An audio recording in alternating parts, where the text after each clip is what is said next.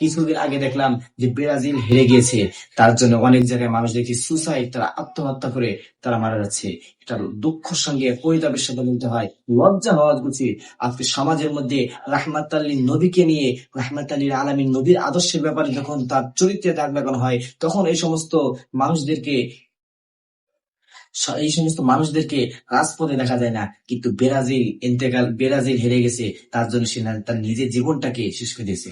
আমাদের জীবন, আমাদের মরণ একমাত্র আল্লাহর জন্য।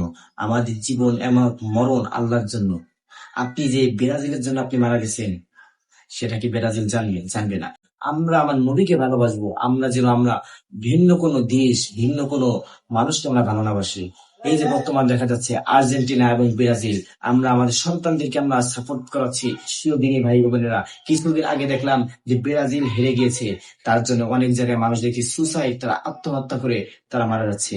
এটা দুঃখের সঙ্গে পরিতাপের সাথে বলতে হয়, লজ্জা হওয়া উচিত। আজকে সমাজের মধ্যে রাহমাত আল্লির নবীকে নিয়ে, রাহমাত আল্লিল আলামিন নবীর আদর্শের ব্যাপারে যখন তার চরিত্রে দাগ লাগানো হয়, তখন এই সমস্ত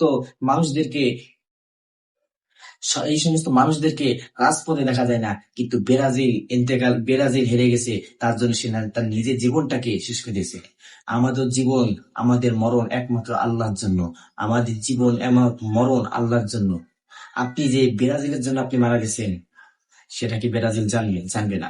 এই জন্য আল্লাহ তাআলা বলছেন, ইয়া আইয়ুহাল্লাযীনা আমানু, হে ঈমানদারগণ, লা তাত্তাখিযুল ইয়াহুদা ওয়ান নাসারা, তোমরা ইহুদি এবং খ্রিস্টানদেরকে তোমরা বন্ধুরূপে গ্রহণ করো না। আজকে আপনি যে বন্ধুরূপে গ্রহণ করলেন, এই ব্রাজিলকে আপনাকে জান্নাতে নিয়ে যেতে পারবে? কখনোই পারবে না। আপনাকে যদি জান্নাতে নিতে হয়, আপনার নেক আমল দিয়ে আপনাকে জান্নাতে যেতে হবে।